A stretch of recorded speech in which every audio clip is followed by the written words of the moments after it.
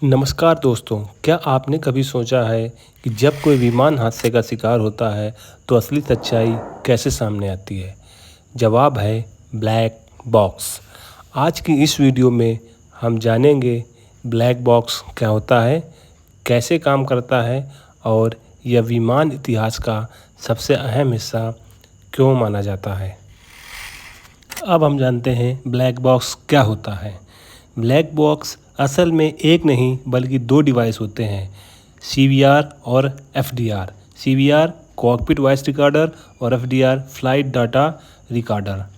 CVR क्या करता है, इसका मुख्य काम क्या होता है? इसका मुख्य काम होता है पायलट की आवाज़ को रिकॉर्ड करना, कंट्रोल टावर की बातचीत को रिकॉर्ड करना, इसी तरह की चेतावनियां हैं तो उसको रिकॉर्ड करना, आसपास की ऑडियो और घटनाओं को रिकॉर्ड करना।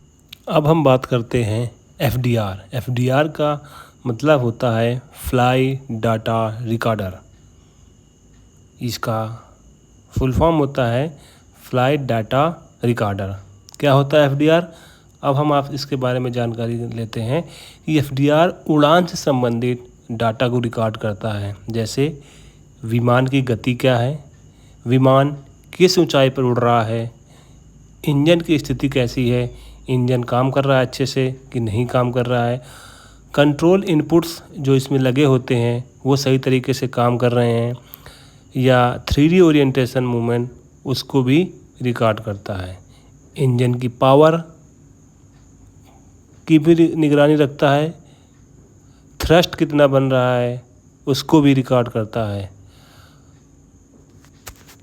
FDR बहुत ही इम्पोर्टेंट अंग होता है फ्लाइट का। इसका नाम ब्लैक, लेकिन कलर इसका ऑरेंज क्यों? हालांकि इसे ब्लैक बॉक्स कहा जाता है, पर इसका रंग काला नहीं बल्कि ब्राइट ऑरेंज होता है। इसका कारण है कि दुर्घटना के बाद मलबे में इसे आसानी से ढूंढा जा सकता है। इस पर हाई इंटेंसिटी रिफ्लेक्टिव मीटर लगे रहते हैं।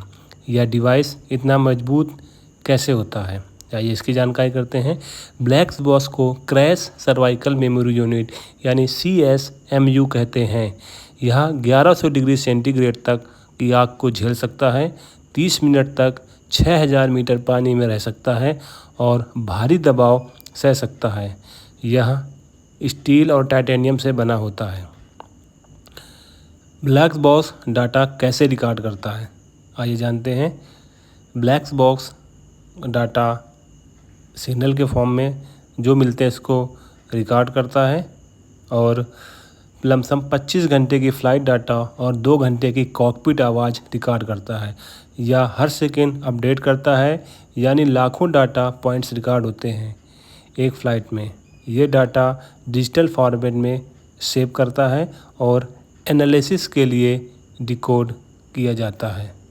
जितने भी इसमें डाटा रहता है ये इसको सेव करता रहता है। हादसे के बाद ब्लैक बॉक्स को कैसे खोजा जाते हैं, आइए हम इस बारे में जानकारी करते हैं। क्रैश के बाद ब्लैक बॉक्स को एक अंडर वाटर लोकल बीन से मशीन के द्वारा रिट्रीव किया जाता है। यह लगातार फ्रीक्वेंसी भेजता रहता है, जिसकी मदद से हम इसे पता लगा सकते हैं। ब्लैक बॉक्स से सच कैसे पता चलता है? ब्लैक बॉक्स की रिकॉर्डिंग से पता चलता है कि पायलट ने आखिरी समय में क्या कहा, कोई तकनीक खराबी थी या इंसानी गलती, फ़्लाइट कंट्रोल कैसे काम कर रहे थे, विमान गिरने से पहले कौन से अलार्म एक्टिव थे। सभी सूचनाओं को एकत्रित करता है और इन सूचनाओं को एकत्रित करके अपने पास सेव रखता है। फिर जब ये मिलता है तो उस डाटा का एनालिसिस किया जाता है। कुछ फेमस केसेस देखते हैं, जैसे कि विमान हादसा मलेशिया एयरलाइन MH370 2014। यह विमान हादसा 2014 में हुआ था, अब तक इसका ब्लैक बॉक्स नहीं मिला है। एयर फ्रांस फ्लाइट 447 2009 में। तीसरा हादसा इंडियन एयरलाइंस फ्लाइट नंबर 605 1990 में हुआ था भारत में। इसका क्या कंक्लूजन और फैक्ट निकल के आया है?